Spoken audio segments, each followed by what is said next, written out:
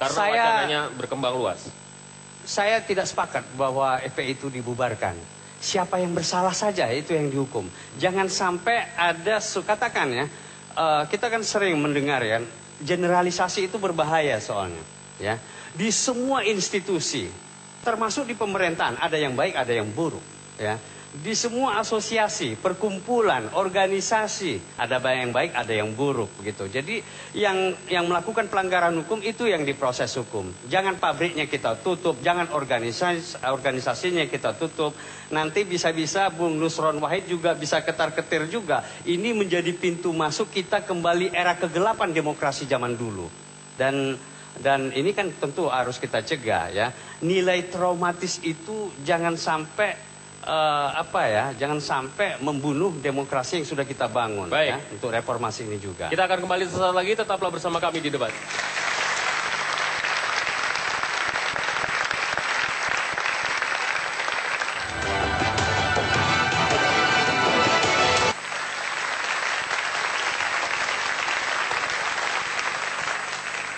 Kita kembali di Debat. Saya ingin menegaskan kembali nih pernyataan dari Ramadan Pohan.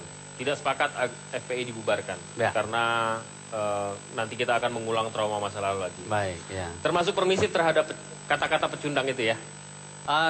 Tidak bisa ya. Dan saya kira terhadap kata-kata itu, penyampaian kata-kata itu, apakah Demokrat misalnya sepakat dengan pengajuan upaya pemrosesan seperti penghinaan terhadap presiden lah dan begini lain. Bahwa Presiden SBY itu saya kira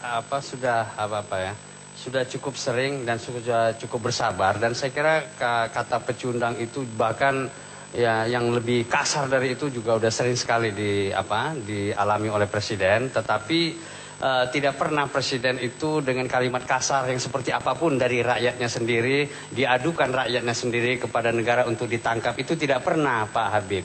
Tetapi juga untuk dipahami, bukan berarti kita atau Pak SBY ataupun siapapun itu menjadi permisif terhadap kalimat-kalimat yang keras ataupun yang tidak pada tempatnya seperti itu, gitu ya.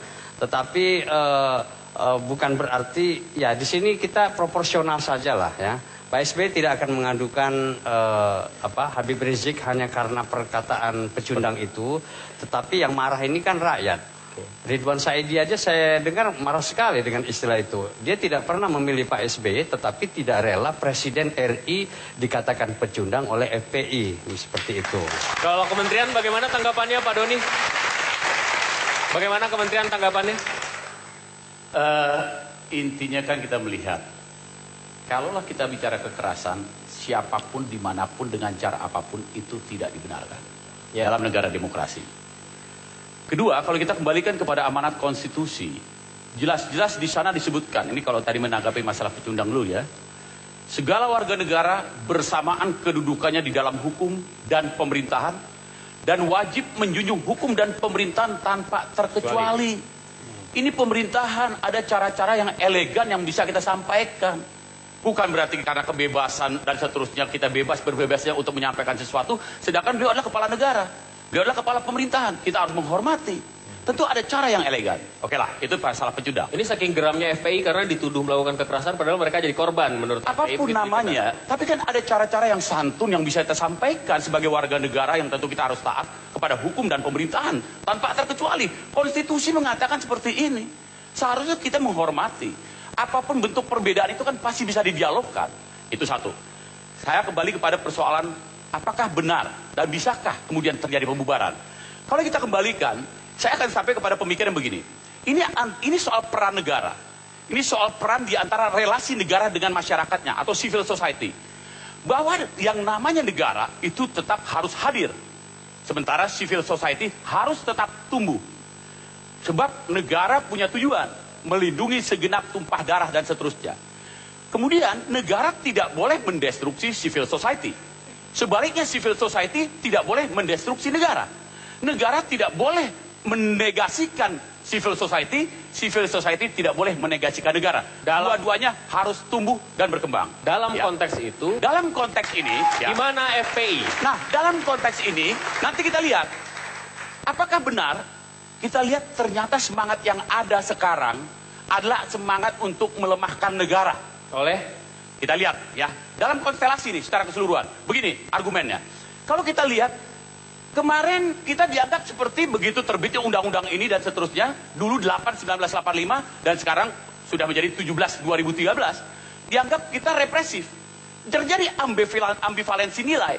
Begitu kita dianggap represif, tapi di satu sisi begitu muncul masalah, pemerintah diminta untuk hadir, pemerintah diminta untuk mengambil tindakan. Lalu apa perangkat kita untuk melakukan tindakan? Undang-undang itu? Undang-undang ini. Makanya kami katakan, undang-undang ini juga sangat lemah, sangat tidak efektif untuk melakukan tindakan. Sebab begini, ambil contoh, bagaimana cara menindaknya untuk melakukan pembubaran?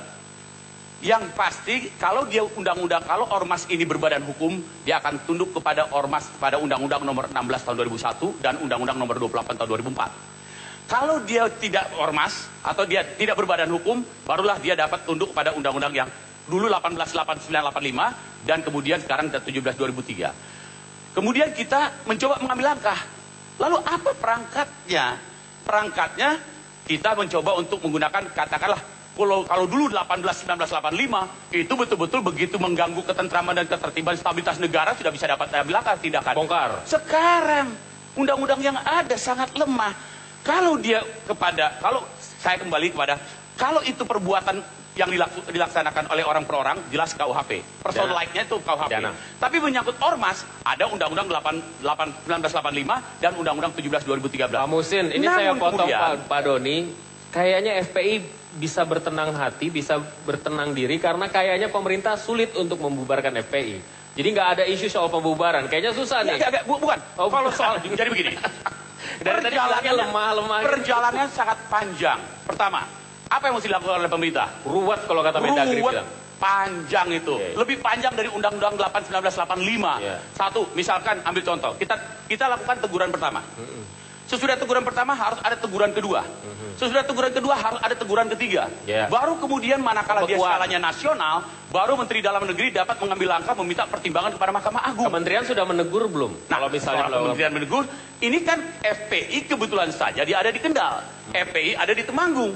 Soal kemudian ada teguran, memang sudah ditegur oleh yang namanya Bupati. Kan undang-undang mengatakan, kalau dia sudah 3 kali, baru kita bisa meminta ini baru berapa kali? Ya itu hitungannya begini, waktu FPI... Ya ruwet lah pokoknya ya. Enggak, saya mau ke sini dulu. Bentar bos. Bentar, biar jelas, biar clear nih, biar clear. Pak Muhsin udah senyum aja nih. FPI ngambil langkah di Monas, waktu FPI ngambil langkah merusak kantor Kementerian Dalam Negeri, itu hitungannya baru 2 kali. 2 kali. Tapi karena ini ada azas lokalitas, ada di Kendal, ada di Temanggung. Satu dia lagi. 1 kali. Oke. Lalu kapan bisa 3 kalinya kira-kira? Kayak SP di perusahaan ya. Artinya kami ingin mengatakan betapa lemahnya undang-undang ini dan kemudian sekarang pemerintah diminta untuk bertindak. Ruwet lah pokoknya. Betapa ambivalennya negara ini. Okay. Gitulah. Ruwet pokoknya. Pak Muhsin udah senyum terus nih. Saya mengkonfirmasi ke Anda kan juga bagian dari NU. Ketua PBNU mengatakan mengamini niatan pembubaran FPI. Anda mengamini itu juga nggak? Begini ya, di Indonesia ini setiap pelaku kekerasan itu wajib mendapatkan hukuman. Kecuali kekerasan itu dilakukan oleh negara. Karena hanya negaralah dan instrumen negaralah atas mandat undang-undang dalam rangka menjaga kedaulatan negara dan menjaga ketertiban umum diperbolehkan melakukan kekerasan. Itu constraint-nya yang kita pegang. Dalam konteks FPI? Dalam konteks FPI, individunya bisa dihukum.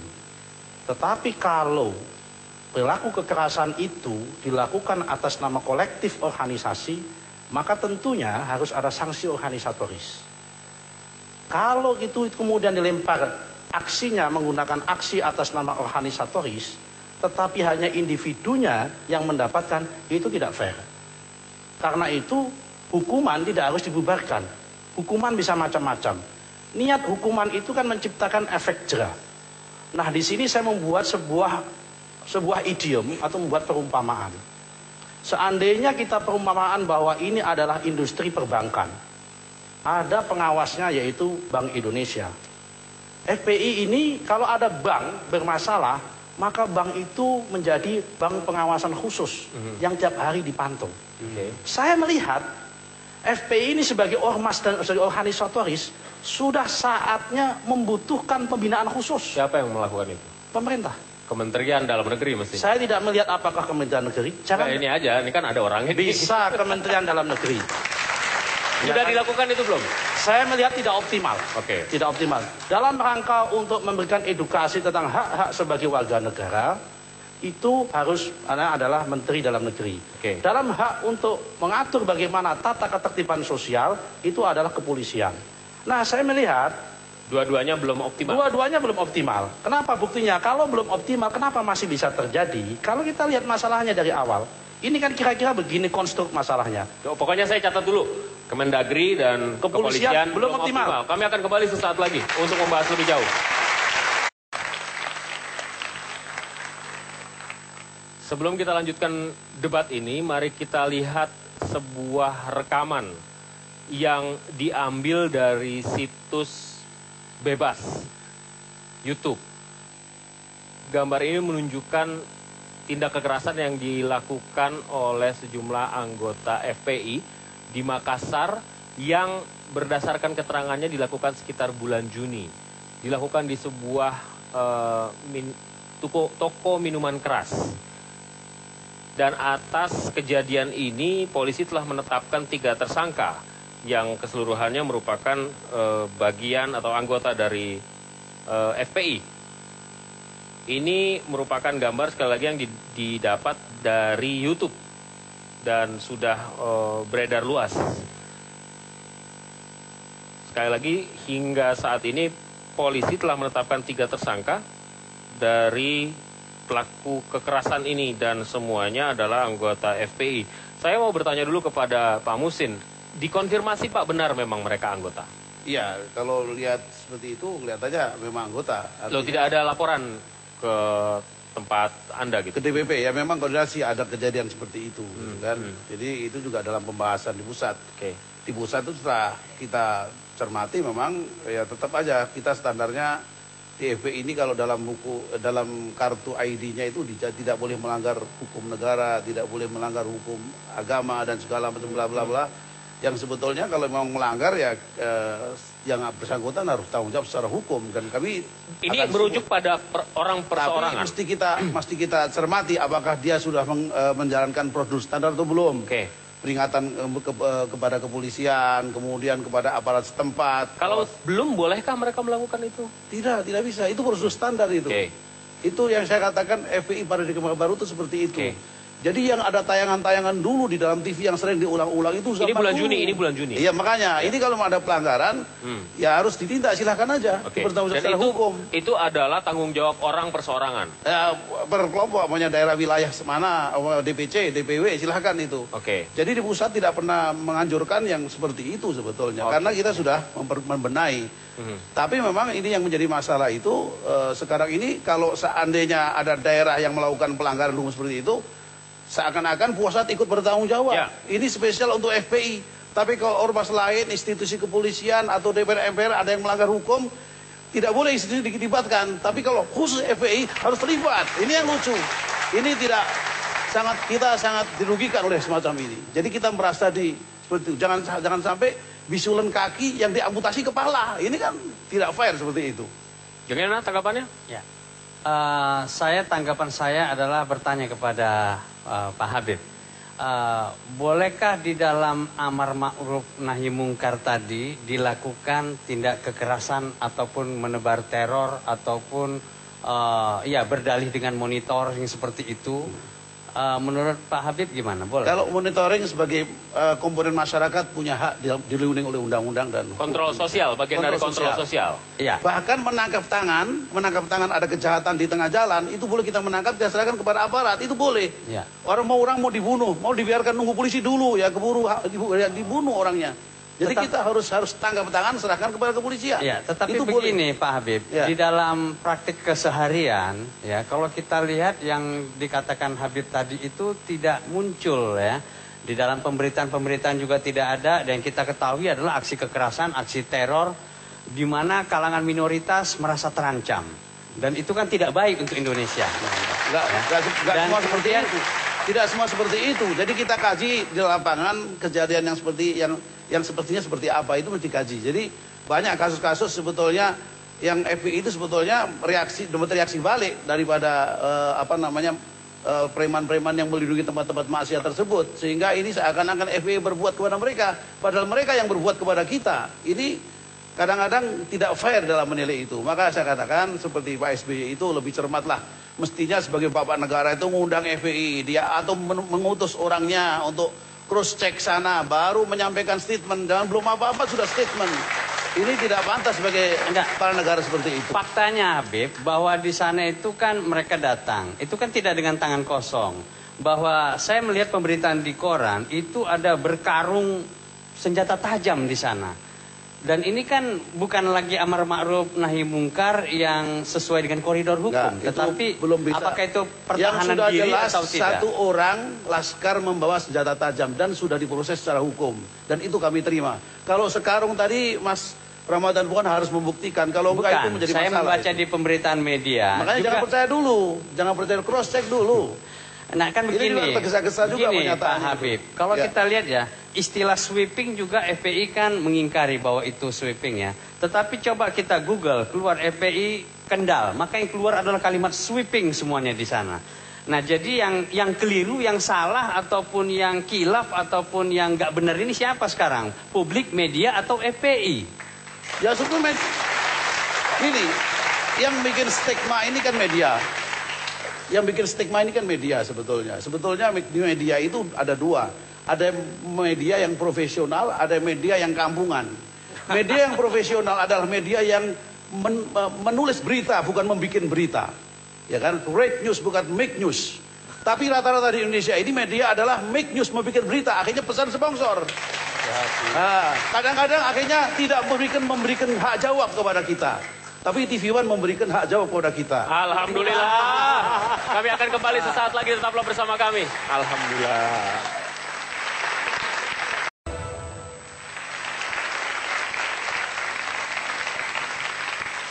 Saya mau ke Pak Doni. Pak Doni, kalau misalnya hal yang terjadi di Makassar kita saksikan tadi dan Pak Muhsin tadi mengatakan bahwa itu tindakan perseorangan. Di mana negara waktu itu? Apa yang dilakukan negara untuk memastikan bahwa hal tersebut tidak terulang lagi? Itu yang ditanyakan oleh masyarakat sebenarnya. Intinya itulah yang kita bilang tadi kan ambivalensi nilai. Bahwa negara itu tetap harus hadir karena itu tujuan bernegara melindungi segenap tumpah darah dan seterusnya.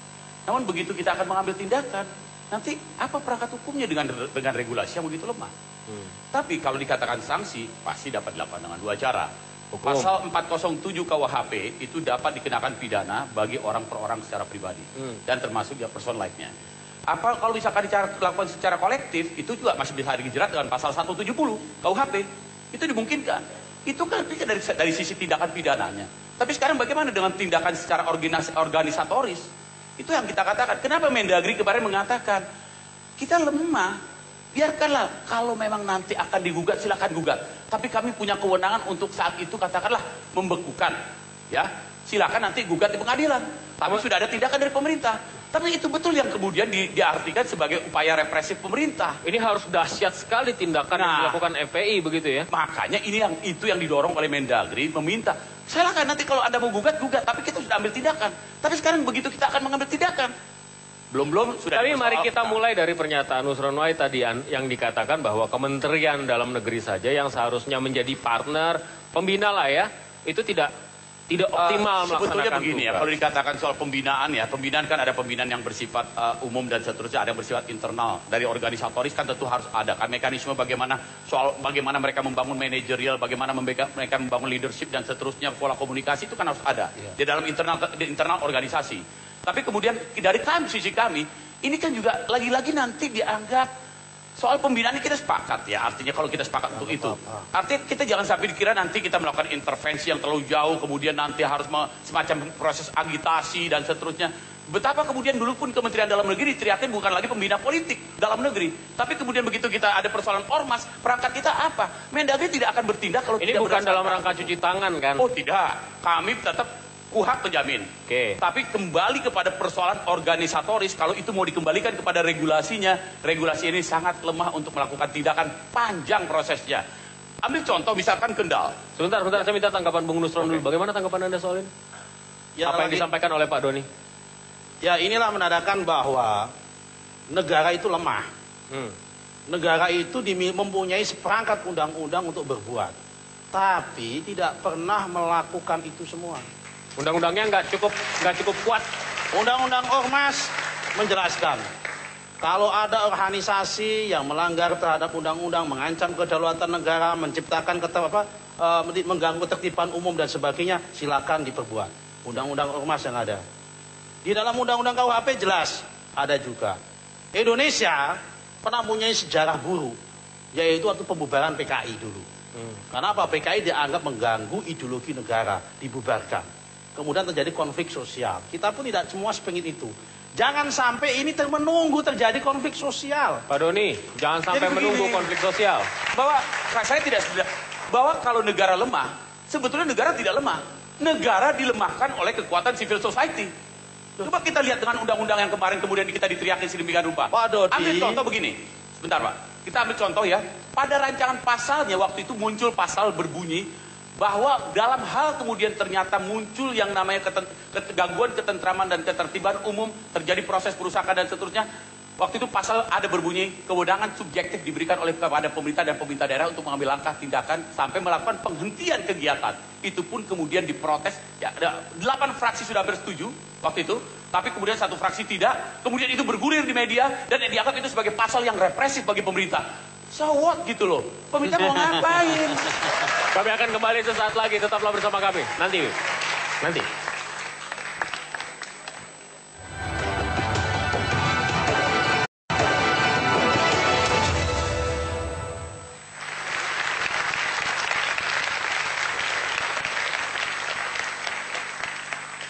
Baik, kita akan lanjutkan. Ini Pak Doni tadi sudah mengatakan bahwa susah, hukumnya tidak kuat, undang-undangnya yang ada tidak kuat, dan tidak mungkin untuk... Begini Mas Vito ya, begini Mas Vito. Kalau rakyat sudah tidak bisa lagi berharap sama negara, negara mengatakan susah, dan rakyatnya lebih susah nanti kalau begini jadinya. Yang dibutuhkan itu adalah ketegasan sama keberanian pemerintah dan negara dengan berbagai instrumen yang ada. Tanpa harus melemahkan rakyat, tanpa harus melemahkan civil society. Oke. Negara yang benar itu yang kuat adalah negaranya harus kuat, civil society-nya kuat. Bukan negara itu menyerah atas nama karena civil society-nya kuat. Tidak bisa. Nah, kita udah punya pengalaman panjang soal ini. Kalau makin hari-hari ini FPI bikin masalah, contoh, mohon maaf Bib, suatu hari besok akan ada kelompok lain, suatu hari juga menimpa Ansor. Saya katakan, Ansor sudah punya potensi kekerasan, contohnya di Sampang. Teman-teman kami juga berbuat kekerasan ketika dengan si A. Saya edukasi, saya datangi, saya bawa kantor polisi 6 orang. Anggota kami saya bawa kantor polisi. Saya serahkan ini kepada kantor polisi 6 orang. Setelah itu saya didik. Anda boleh nggak setuju si A, tapi nggak boleh membunuh. Anda boleh nggak setuju si A, tapi nggak boleh menghakimi diri sendiri. Oke. Sama halnya dengan ini. Ya. Kita semua nggak setuju dengan kemaksiatan. Amar ma'ruf nahi munkar setuju semua, tapi tidak boleh datang sendiri ke sana. Tolong polisi dipaksa untuk datang. Tolong bupati disuruh datang untuk datang. Tutup itu.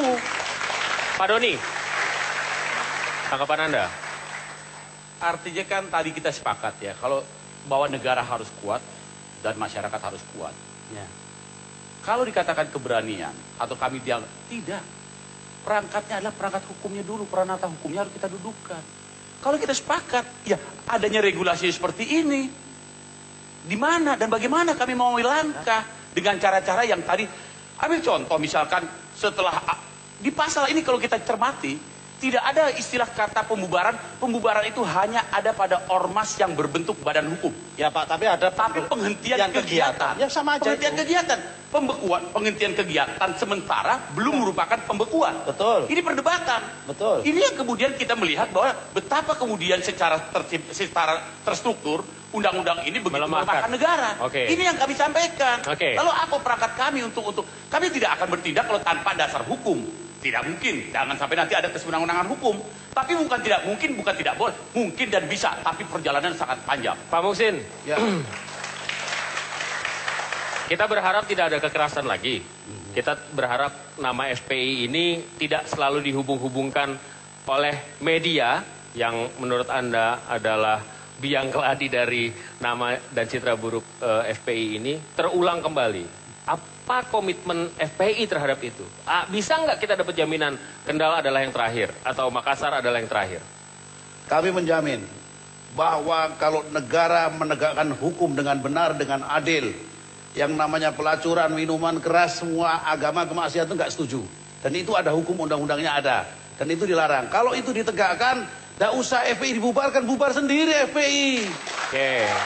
Tidak perlu dibubarkan. Selama itu tidak ditegakkan hukumnya, selalu yang dihukumi adalah FPI, bukan yang pelaku maksiat, akan tidak pernah selesai masalah ini. Bang Rampo? Ya, saya kira kembali amar ma'ruf nahi mungkar. Ya, jadi FPI janganlah sekali-kali ataupun di masa mendatang untuk mengambil alih peran negara, untuk mengambil alih peran polisi, ya, untuk ketertiban dan keamanan. Karena negara mempunyai kewenangan untuk melakukan itu, tetapi FPI tidak. Tapi yang jadi masalah penegak hukum menegakkan atau tidak, itu masalahnya. Law enforcement harus ada. Itu. Nah kan bisa tadi udah disampaikan oleh Bang Nusron tadi. Saya bahwa tanya, kalau sampai polisi ke jadi backing gimana? Ya diproses secara hukum. Udah, makanya Proses tegakkan secara hukum. hukum gitu. Tegakkan hukum. Nah, begini Pak Habib ya. Ya. Kalau kita perhatikan bahwa saya memperhatikan tentang FPI ini gitu ya.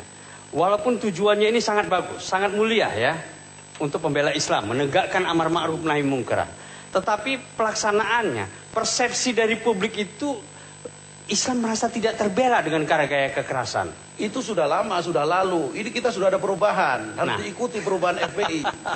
FPI paradigma baru tidak membolehkan seperti itu. Ini Makassar masih ada gambarnya lagi. Nah, tadi. itu pelanggaran silakan diproses secara Oke. hukum gitu loh. Ya, Tapi kita- itu bukan dari DPP resmi untuk menyuruh seperti itu. Ya kita berharap untuk ke depan FPI itu bisa seperti yang dikatakan oleh Habib. Jadi menyampaikan syiar Islam secara damai, secara rukun, secara toleran begitu ya. Baik. Itu yang kita harapkan. Di samping itu juga tentang penegakan hukum ya harus jalan.